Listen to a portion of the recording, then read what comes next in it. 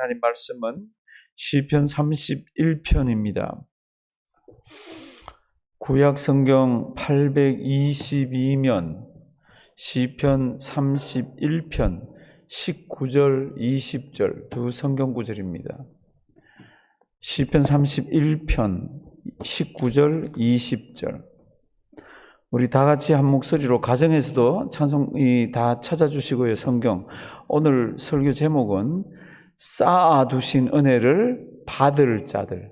하나님이 쌓아두신 은혜가 어마어마하게 많은데 쌓아두신 은혜를 받을 자들. 시편 31편 19, 20 우리 다 같이 한 목소리로 봉독하십니다. 주를 두려워하는 자를 위하여 쌓아두신 은혜 곧 인생 앞에서 죽게 피하는 자를 위하여 베푸신 은혜가 어찌 그리 큰지요. 주께서 저희를 주의 은밀한 곳에 숨기사 사람의 꾀에서 벗어나게 하시고 비밀이 장막에 감추사 구설의 다툼에서 면하게 하시리이다. 아멘. 32편은 누가 썼습니까? 32편은 이제 31편 이렇게 보시면 알죠, 그렇죠? 거기서 다윗이라고 되어 있죠, 그렇죠? 다윗이 썼습니다. 근데 상황이 보면은 얼마나 절박한지, 얼마나 급박한지 극한 상황 가운데 썼습니다. 자신을 사망한 자라, 깨어진 그릇이라 이렇게 비유를 하면서 이렇게 썼습니다. 근데 이 다윗의 시편을 이렇게 쭉 이렇게 보시면요, 시편만 이렇게 분석해 보면 다윗의 상황이 즐겁고 기쁘고 막 하나님 앞에서 야호 그러면서 뛸 때가 많았습니까? 아니면 어렵고 힘들고 환난이 많았습니까? 성경을 쭉 보시면요, 두 번째가 많아요. 어렵고 힘들고 환난과 고난과 곤고와 이런 것들이 훨씬 많았습니다. 그런데 또 다윗의 시편을 쭉 보면요, 한결같이 그때 어떻게 합니까? 그때 하나님 붙들고요, 그때 기도하더라고.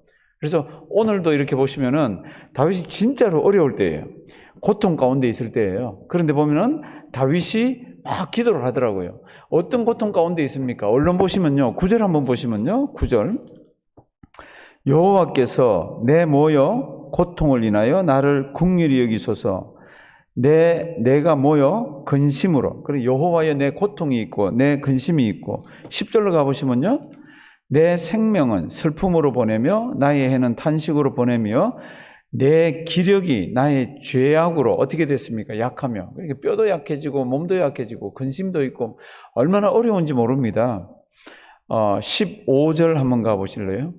내 시대가 주의 손에 있사오니 내 원수가 핍박을 합니다. 그러니까 다윗에게 있어서 지금 상황은 여러 가지 복합적으로 이렇게 되어 있습니다. 이럴 때 어떻게 합니까? 다윗은 딱 하나, 복잡하게 생각 안 합니다. 기도하기 시작하고 하나님만 붙듭니다. 어떤 자에게 하나님께서 은혜를 많이 주시고 쌓아두신 은혜를 또 그거를 또 베풀어 주신 은혜를 바꾸어서 이렇게 주십니까? 기도하는 자에게, 하나님만 의지하는 자에게. 1절로 얼른 한번 가보십니다. 1절 여호와여 내가 주께 어떻게 해요? 피하오니. 저를 한번 따라하십니다. 주께 피하오니. 주께 피하오니. 이거 쉬운 말로 되어 있습니다. 그런데 이거 하나만이 우리 살 길이에요. 다윗이 그렇게 이렇게 저렇게 상황들이 성경을 보면 엄청 많습니다. 그런데도 딱 그때 주께 피하면서 어떻게 합니까? 기도하면서 주님은 딱 붙듭니다. 우리 1절 14절로 한번 가보실까요? 그리고 14절 여호와여 그러하여도 나는 주께 뭐하고요? 의지합니다. 주님만 딱 붙듭니다. 왜 그렇습니까? 주는 내 누구라고요? 하나님이시라. 그러면서 15절 내 시대가 주의 손에 있사오니. 내 시대가 새로 나온 번역은 어떻게 되어 있나 그러면 나의 앞날이 주님의 손에 있다고요. 그걸 분명히 믿어요. 지금 어렵고 힘들지만은 나의 앞날은 주님께서 다 붙들고 계시니까 나는 주께 피하고 나는 주님만 의지하고 나는 주님께 기도만 합니다. 이렇게 이겨나갑니다. 그러면서 자기의 어려움을 다 이때껏 보니까 경험상 그리고 하나님의 약속상 그리고 하나님이 은혜 주신 모든 은혜 가운데서 보니까 19절이 있는 겁니다. 19절에는 은혜가 두 개로 표현되어 있습니다. 그 두 은혜는 잘 기억하기를 바랍니다. 그 은혜가 뭡니까? 주를 두려워하는 자를 위하여 어떤 은혜요? 쌓아두신 은혜. 곧 인생 앞에서 죽게 피하는 자를 위하여 어떤 은혜? 베푸신 은혜. 그러니까 자기가 어려움 당하고요, 막 힘들고 그래서 막 피해 다니고 도망 다니면서 기도하면서 이렇게 보니까 하나님께서 이렇게 쌓아두신 게 있어요. 이 쌓아두신 건 정적이죠. 움직이지 않는 거죠. 확 쌓아놨는데 이 쌓아둔 게 너무너무 큰 거예요. 어마어마하게 큰 거예요. 위대하신 하나님이 참 그에게 두려워서 피하는 자에게 주실 은혜를 보니까 이렇게 막 쌓아놨습니다. 쌓아놨습니다. 그 쌓아두신 은혜가 이렇게 있는데 자기 경험상 하나님께만 피하고 하나님만 의지하고 그랬더니 그 쌓아놓은 거를 쌓아놓은 채로 두는 게 아니라 어떻게 합니까? 그걸 가지고 베풀어 주신다고. 그걸 가지고 이렇게 피해오는 자에게 시각적으로 주시는 거예요. 이게 오늘 성경구절 하나 속에 다 들어있습니다. 우리 19절 다시 한번 보십니다. 쌓아두신 은혜를 받을 자들, 어떤 자들이 받습니까? 주께 피하는 자입니다. 주님만 바라보고 주님만 의지하는 자입니다. 그래서 19절, 주를 두려워하는 자를 위하여 어떤 은혜요? 쌓아두신 은혜. 동그라미를 반드시 쳐놓기를 바랍니다. 하나님께서는 우리 은혜를 주시려고 쌓아놓고 계세요. 쌓아놓고 계신데 문제가 뭡니까? 우리가 주께 피하지 않고 우리가 주께 기도하지 않고 우리가 주님만 의지하지 않고 그렇기 때문에 쌓아두신 은혜 그냥 가만히 있는 거예요. 주께 피하고 주를 두려워하면서 그에게 가는 자에게는 그 다음 성경 보십시오. 주를 두려워하는 자를 위하여 쌓아두신 은혜, 곧 인생 앞에서 주께 피하는 자를 위하여 어떤 게요? 베푸신 은혜. 주신 은혜가 있는 겁니다. 자기 경험적으로 아는 거예요. 피해갈 때마다 참 어마어마하게 쌓아두신 은혜를 그냥 두는 게 아니라 너 왔냐? 그리고 그걸 주시는 거예요. 참 필요할 때마다 때 따라 시 따라. 그러니까 지금 다윗이 앞날이 어떻게 될지 전혀 예측할 수 없습니다. 근데 한 가지는 딱 분명히 압니다. 나의 앞날이 주께 있다고. 15절 다시 한번 보실래요? 내 시대가 주의 손에 있사오니. 세 번역은 나의 앞날이 주의 손에 있사오니. 주께 피해 들어갔습니다. 내 앞날은 주께 있습니다. 그러면서 나를 어떻게 다룹니까? 어마어마한 쌓아둔 은혜 가운데서 나에게 주시는 거 있잖아요.